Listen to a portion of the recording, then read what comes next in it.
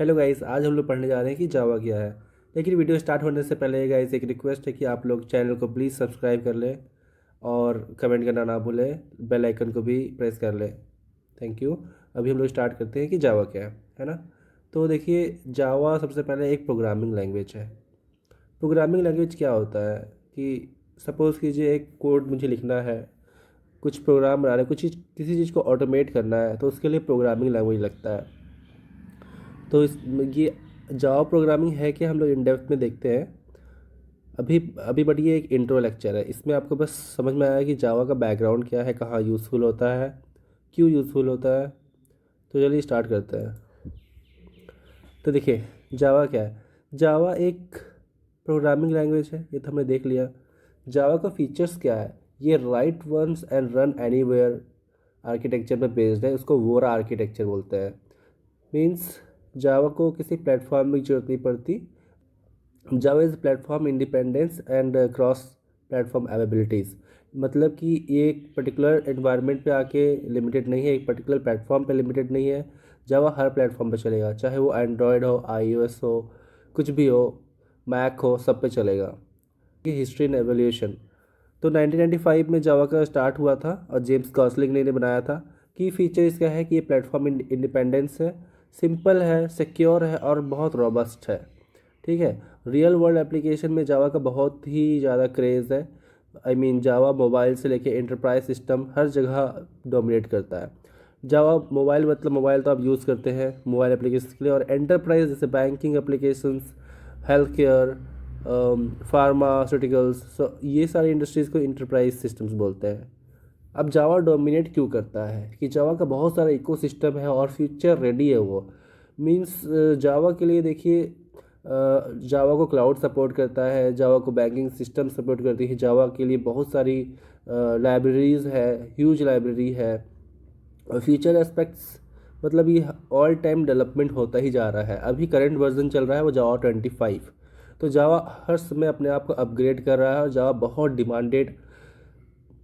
ही demanded programming language है। और मैं आपको सजेस्ट करूँगा आप जावा सीखना स्टार्ट करें, क्योंकि जावा का डिमांड बहुत ज़्यादा है। जावा डेवलपर कभी भी समझिए कि आप अनएम्प्लॉयड नहीं रहते हैं। एक अच्छा जावा डेवलपर बहुत अच्छा सैलरी पाता है। तो Java is a very good thing. ठीक है। अब व्हाट इज़ जावा, है ना।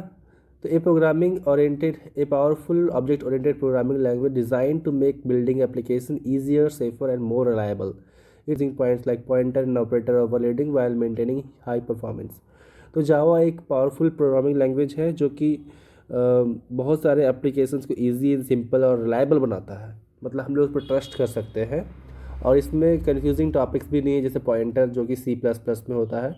ये बहुत ही हाई परफॉर्मेंस है, जहाँ परफॉर्मेंस का नीड होता है हम जावा प्रेफर वहाँ करते हैं। जावा ऑब्जेक्ट ओरिएंटेड है। मीन्स जावा को हम लोग cleaner and modular and reusable codes में लिख सकते हैं। Java treat everything as an object, जो कि इसको एक कोड करने के लिए एक अच्छा लैंग्वेज बनाता है, यूज़र फ्रेंडली बनाता है। डेवलपर इसको रियल रियल प्रॉब्लम सिनेरियोज से रिलेट करके कोड लिख सकते हैं।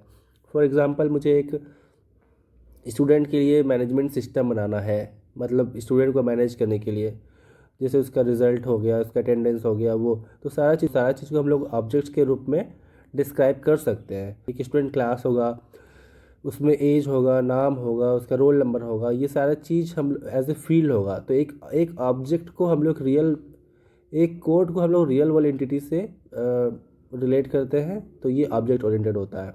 ठीक। सिक्योर एंड रिलायबल है, मतलब इसमें ट्रस्ट कर सकते हैं, इसमें हाई सिक्योरिटी होती है।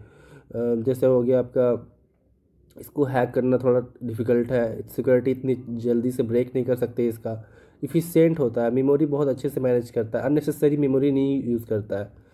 ये बहुत मेमोरी इफ़िशियंट है, मतलब अननेसेसरी मेमोरी ये यूज़ नहीं करता है। जो भी फालतू की चीज़ें होती हैं जिसका कोई यूज़ नहीं है, वो ऑटोमेटिकली उसको डिलीट कर देता है। फॉर एग्जांपल, मैंने एक स्टूडेंट ऑब्जेक्ट क्रिएट किया है, बट वो ऑब्जेक्ट कहीं यूज़ ही नहीं हुआ है, तो उसको ऑटोमेटिकली जावा डिलीट कर देता है अपनी मेमोरी से through the help of garbage collector. तो वो तो अनयूज्ड ऑब्जेक्ट्स को ऑलरेडी डी रेफर करके उसको हटा देता है, इसलिए वो मेमोरी भी अच्छे से मैनेज करता है। तो जैसे मैंने आपको बताया कि write once run anywhere architecture पर बेस्ड है, जो कि इसको प्लेटफॉर्म इंडिपेंडेंस बनाता है। प्लेटफॉर्म इंडिपेंडेंस कैसे बनाता है कि जावा जो भी कोड लिखता है उसको बाइट कोड में कन्वर्ट करता है, और बाइट कोड कन्वर्ट करने के बाद जेवीएम उसको रीड करता है। तो ऑलमोस्ट दुनिया पे जो भी डिवाइसेस है सब पे जेवीएम होता है, चाहे वो आईओएस हो, चाहे मैक हो, चाहे लिनक्स हो, कुछ भी हो, तो सब पे वो जेवीएम होता है जो इसको प्लेटफॉर्म इंडिपेंडेंस बनाता है। ठीक है, तो जावा का कोड हर प्लेटफॉर्म पे रन करता है। क्रॉस प्लेटफॉर्म मतलब कि वो मैक हो, लिनक्स हो, कुछ भी हो, विदाउट एनी मॉडिफिकेशन उस पर हम कोड को रन कर सकते हैं। जावा वर्चुअल मशीन्स जो है ना, जावा वर्चुअल मशीन जो होता है कि जेडीके का पार्ट होता है, ये जावा डेवलपमेंट किट का एज ए ट्रांसलेटर काम करता है।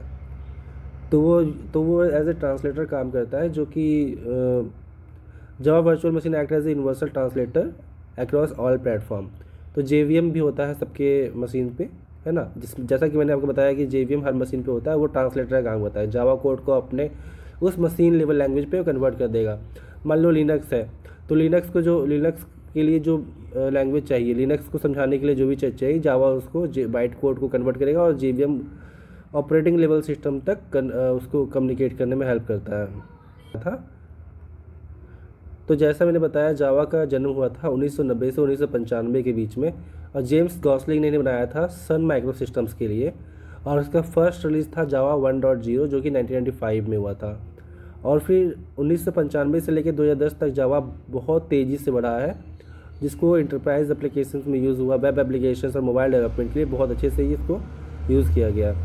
2010 के बाद जब जावा इतना फेमस होने लगा तो इसको ओरेकल ने अपने अंडर ले लिया, है ना। उसके बाद ओरेकल ने जावा 8 लाया, 11 लाया, 17 लाया, जो कि लॉन्ग टाइम सपोर्ट वर्जन्स है।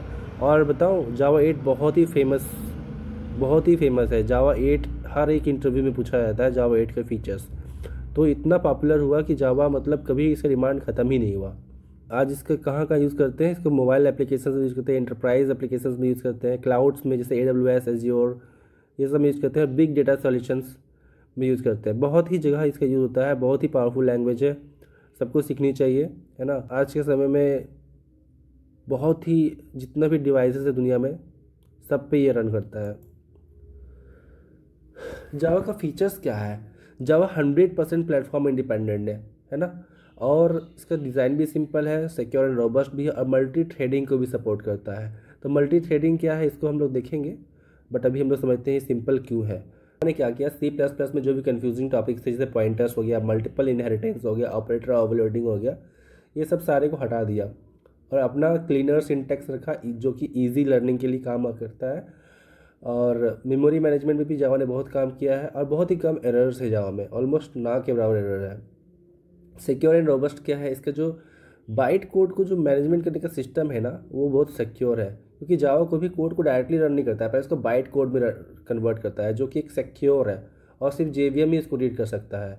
तो आपका कोड को दूसरा बंदा देख भी ले तो वो समझ नहीं पाएगा, क्योंकि बाइट कोड उसको दूसरे लैंग्वेज में चेंज कर देती है, बहुत ही सिक्योर लैंग्वेज में चेंज कर देती है, जो कि ह्यूमन रीडेबल नहीं है, डिकोड करना इजी नहीं है, ओनली जेवीएम उसको अंडरस्टैंड करता है, जो कि इसको सिक्योर एंड रोबस्ट बनाता है। और इसमें एक्सेप्शन हैंडलिंग जो इंट्रोड्यूस किया गया है वो भी बहुत अच्छा है।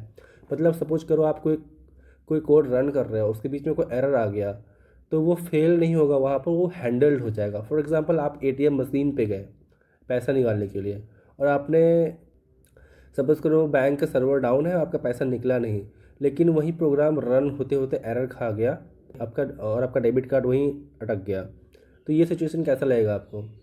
लेकिन यहाँ पर ऐसा नहीं होता रियल टाइम में। तो जावा का जो भी इंपॉर्टेंट कोड होता है वो ट्राई ब्लॉक के अंदर लिखा जाता है, और कैच ब्लॉक के अंदर उसको हम हैंडल करते हैं कि इन केस अगर पैसा नहीं निकला तो आपका कम से कम डेबिट कार्ड तो आपको मिल जाए। इसको बोलते हैं एक्सेप्शन हैंडलिंग, ठीक है। इसी टाइप से रन टाइम एरर हो गया, उसको ये देखता है ना। क्लास को लोड करता है, क्लास लोडर हुआ, और उससे रिलेटेड क्लासेस हुआ, जावा उसको लोड करता है through the help of class loader. उसमें मेमोरी लीक प्रिवेंशन करता है कि सपोज करो मैंने कुछ हैवी रिसोर्स यूज़ किया है, जैसे डेटाबेस का रिसोर्स यूज़ किया है, और मैं डेटाबेस का कनेक्शन को क्लोज करना भूल गया, तो जावा खुद उसका मेमोरी को लीक को प्रिवेंट करता है। मल्टी थ्रेडिंग क्या हुआ, जैसे कि आप एक एप्लीकेशन यूज़ कर रहे हैं और भी दूसरे लोग भी उस एप्लीकेशन यूज़ कर रहे हैं एट द सेम टाइम, तो वो फेल नहीं होगा, वो रन करेगा पैरेलली।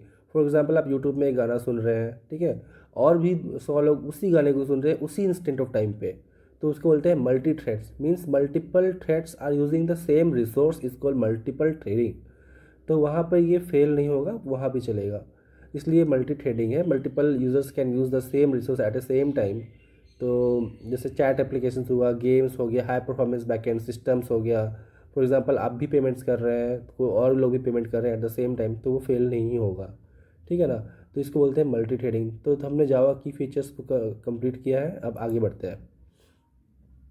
रियल वर्ल्ड एप्लीकेशंस में कहाँ पर है, ये देखिए कितने सारे एप्लीकेशंस हैं यहाँ, गूगल मेल, ये क्या है, प्ले म्यूज़िक है, और कीप है, गूगल नोट कीप, फोटोज़, इतने सारे एप्लीकेशन जो भी मोबाइल एप्लीकेशन आप देख रहे हैं।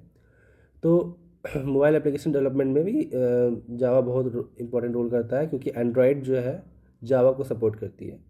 तो एंड्रॉयड हुआ, गेम बनाने में, क्रॉस प्लेटफॉर्म मोबाइल एप्लीकेशंस हो गया, मोबाइल बैंकिंग पेमेंट ऐप्स में, ये मोबाइल बैंकिंग और पेमेंट ऐप्स में भी जावा बहुत यूज़फुल होता है। बैंकिंग एंड फाइनेंशियल सिस्टम जैसे ई कॉमर्स प्लेटफॉर्म हो गया, कस्टमर रिलेशनशिप मैनेजमेंट हो गया, बैंकिंग एंड फाइनेंशियल सिस्टम्स हो गया, ये सब में इंटरप्राइज एप्लीकेशंस में जावा बहुत यूज़फुल है। बिग डेटा जैसे क्लाउड हो गया, क्लाउड नेटिव एप्लीकेशन हो गया, माइक्रो सर्विस आर्किटेक्चर हो गया, इसमें भी ये काम आता है बहुत ज़्यादा। जावा डोमिनेट क्यों करता है, तो अब बात करते हैं जावा का इकोसिस्टम के लिए। तो फर्स्ट ऑफ ऑल जावा हर जगह यूज़ होता है, for example mobile applications, cloud, enterprise application, हर जगह यूज़फुल होता है, इसलिए जावा डोमिनेट करता है। और जावा को डोमिनेट करने के लिए इसका इकोसिस्टम बना कर रखा है स्प्रिंग फ्रेमवर्क ने। स्प्रिंग एक अलग एंटिटी है जो कि जावा से रिलेटेड लाइब्रेरीज लिखती है।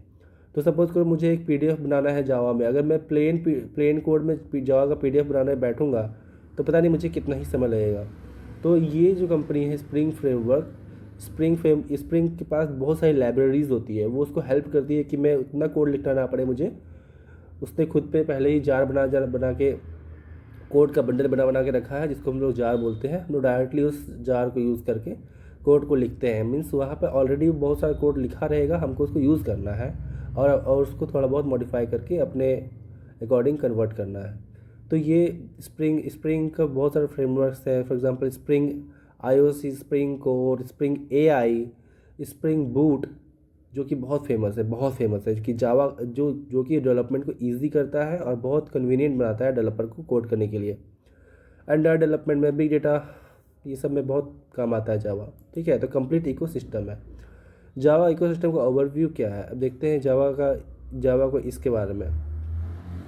देखिए इंटरप्राइज ऐप्स में 35% जावा यूज़ होता है, एंड्रॉयड ऐप में 25% जावा होता है, वेब सर्विसेज में 20% है ना, बिग डेटा में 15%, और ये अदर्स में 5%। तो इतना जावा का यूजेज का डिस्ट्रीब्यूशन है, मतलब हर एक इंडस्ट्री में, हर एक सेक्टर में जावा का बहुत ही यूज़ है। Java success come from comprehensive ecosystem including Java runtime environment, Java development kit and extensive libraries and frameworks। जैसा कि मैंने बताया कि जावा के पास बहुत सारी लाइब्रेरीज और फ्रेमवर्क्स है। फ्रेमवर्क जैसे spring MVC, spring core, spring boot, ये फ्रेमवर्क्स को बहुत ईजी बनाती है। नोट करने वाली बात यह है कि JRE is essential for running Java platform on any platform. तो JRE होता है सारे प्लेटफॉर्म पे जो कि जावा का कोड को रन करता है, ठीक है। और JVM क्या करता है, बाइट कोड को कन्वर्ट करता है उस मशीन अंडरस्टैंडेबल लैंग्वेज में। तो JVM and JRE her machine पे होता ही है।